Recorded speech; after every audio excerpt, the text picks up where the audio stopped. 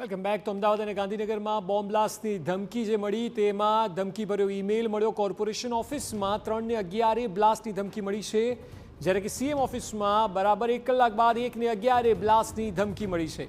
RSS કચેરીમાં 5 ને 11 એટલે મણિનગર સ્થિત કચેરીમાં 5 ને 11 બ્લાસ્ટની ધમકી મળી છે.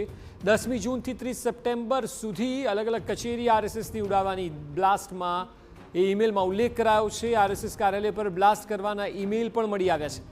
દાણાપીઠ એએમસી કચેરી કે જેના દ્રશ્યો તમે જોઈ રહ્યા છો તેને બોમ્બથી ઉડાડવાની ધમકી મળી છે. કારંજ પોલીસ મથકના મેલ આઈડી પર આ ઈમેલ આવ્યો છે. ખાલિસ્તાન સમર્થિત મેલ હોવાનો ઉલ્લેખ કરવામાં આવ્યો છે. અમદાવાદ મ્યુનિસિપલ કોર્પોરેશનની કચેરી ખાલી કરાવવામાં આવી છે અને બીડીડીએસ, એસઓજી અને સ્થાનિક પોલીસની ટીમો સ્થળ પર પહોંચી છે. ફાયર વિભાગની ટીમો પણ સુરક્ષાના કારણોસર કોર્પોરેશન પહોંચી છે, જેથી કરીને કોઈ પણ પ્રકારની અનિચ્છનીય ઘટના ન ઘટે તે સૌથી મોટી પ્રાયોરિટી છે. તમામ સ્ટાફને પણ ત્યાંથી ખાલી કરી દેવાયો છે. ઇમારત ખાલી કરાવાઈ છે અને ત્યારબાદ ડોગ સ્કોડ અને બોમ્બ સ્કોડની ટીમ પણ ત્યાં ઉપસ્થિત છે. મહત્વનું છે કે આ પહેલાં પણ આપને યાદ હશે, થોડા સમય પહેલાં સરકારી કચેરીઓમાં કલેક્ટર કચેરીઓ હોય, કોર્ટ્સ હોય, શાળાઓ હોય, તમામને પણ ઈમેલ થકી ઉડાડવાની ધમકી મળતી હતી. પરંતુ આ વખતે અલગ બાબત એ છે કે આરએસએસ કાર્યાલયને પણ જોડવામાં આવી છે, સીએમઓને જોડવામાં આવી છે અને સમય સાથે સમય કહેવામાં આવ્યો છે કે 1 ને 11 સીએમઓમાં બ્લાસ્ટ, 3 ને 11 અમદાવાદ મ્યુનિસિપલ કોર્પોરેશનના બ્લાસ્ટ અને 5 ને 11 આરએસએસ કાર્યાલય કે જે મણિનગર સ્થિત છે ત્યાં બ્લાસ્ટ થશે. અને એ સિવાય 10 જૂનથી લઈને સપ્ટેમ્બર સુધીનો સમયગાળો પણ અપાયો છે કે જ્યાં અલગ અલગ કાર્યાલયમાં બ્લાસ્ટ કરવાની ધમકી આ ઈમેલમાં આપવામાં આવી છે. હવે અત્યારે સાયબર સેલ પણ પૂરી તાકાત લગાડી રહ્યું છે કે ઈમેલ કોણે મોકલ્યો છે, ક્યાંથી આવ્યો છે તેની જાણકારી મેળવી શકાય. આપણી સાથે ફરી એકવાર અમારા સંવાદદાતા જિગ્નેશ પટેલ અમદાવાદ મ્યુનિસિપલ કોર્પોરેશનની ઓફિસથી જોડાયા છે. જિગ્નેશ, આપ જણાવો, કારણ કે હવે જ્યારે જેમ જેમ સમય ઈમેલના કહેવા મુજબ નજીક આવી રહ્યો છે ત્યાં વધુ સતર્કતાની જરૂર છે, જેથી કરીને કોઈ પણ પ્રકારની અનિચ્છનીય ઘટના ન ઘટે.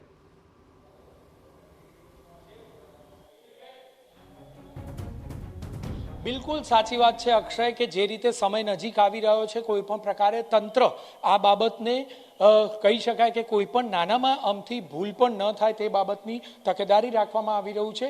જે આ કોર્પોરેશનનું બિલ્ડિંગ છે તે બિલ્ડિંગ કહી શકાય કે સામાન્ય રીતે સ્ટેન્ડિંગ કમિટીની બેઠક અહીં થતી હોય છે, મેયરની ઓફિસ છે, અહીં ચહલ પહલ દિવસ દરમિયાન પુષ્કળ રહેતી હોય છે. પરંતુ હાલના તબક્કે તમામ રીતે લાઇટો બંધ કરી દેવામાં આવી છે. કોઈ પણ રીતે કોઈ પણ વ્યક્તિ છે કે કેમ તેની ચકાસણી કરવામાં આવી રહી છે. પોલીસ દ્વારા ચકાસણી કરવામાં આવી રહી છે, ફાયરની ટીમ દ્વારા ચકાસણી કરવામાં આવી રહી છે. જે મેયર ઓફિસ છે તે મેયર ઓફિસ અમે દર્શાવી રહ્યા છીએ કે કોઈ પણ વ્યક્તિ અહીં હાજર છે નહીં અને તમામ બિલ્ડિંગના નાના મોટા કર્મચારીઓ હોય કે પછી સામાન્ય વ્યક્તિઓ હોય કે જેઓ પોતાના પ્રશ્નોને લઈને કોર્પોરેશન આવતા હોય, તમામને અહીંથી ખસેડી દેવાની સૂચના આપવામાં આવી છે. ન માત્ર સૂચના પરંતુ બીજી તરફના દ્રશ્યો પણ કેમેરામેન નિલેશને કહીશ કે જે સમગ્ર બિલ્ડિંગ છે તે બિલ્ડિંગ ખાલી થઈ ચૂક્યું છે.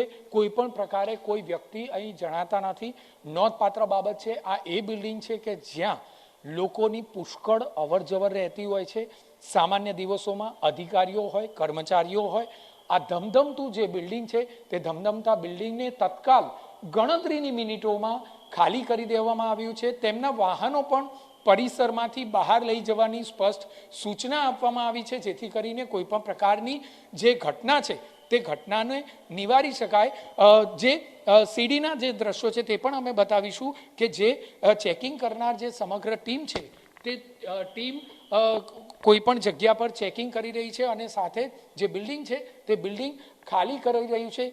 નોંધપાત્ર બાબત છે કે આખરે કોઈ પણ વ્યક્તિ કોઈ પણ ભૂલથી કે કોઈ પોતાના કામથી અહીંયા હોય તો તેને સૂચનાનું પાલન કરવા માટેની તમામ પ્રકારની માહિતી આપવામાં આવી રહી છે. સાથે બીજી તરફ બતાવીશું કે મ્યુનિસિપલ કમિશનર આ જગ્યા પર બેસતા હોય છે અને અનેક મિટિંગોના દોર અહીં થતા હોય છે. સામાન્ય પ્રજા પણ પોતાના પ્રશ્નોને લઈને અહીં મુલાકાત માટે આવતી હોય છે. ત્યારે આ એ જ જગ્યા છે કે જે જગ્યા પર લોકોની અવરજવર વધારે માત્રામાં હોય, પરંતુ હાલ આ તમામ બિલ્ડિંગ સુમસામ થઈ ગયું છે. બધા લોકોને બહાર ખદેડી દેવામાં આવ્યા છે. કોઈ પણ પ્રકારે કોઈ વ્યક્તિને આ જગ્યા પર ન રહેવા માટેની સૂચના આપી દેવામાં આવી છે અને બિલ્ડિંગને ગણતરીની મિનિટોમાં જ ખાલી કરી દેવામાં આવ્યું છે. સામાન્ય દિવસોમાં આ બિલ્ડિંગમાં અવરજવર કરવી ખૂબ જ મુશ્કેલ ભરી બની રહેતી હોય છે, પરંતુ હાલ અક્ષય, આપ મારી પાછળના દ્રશ્યો તમામ પ્રકારના જોઈ રહ્યા હશો કે બિલ્ડિંગમાં કોઈ પણ પ્રકારે કોઈ જગ્યાએ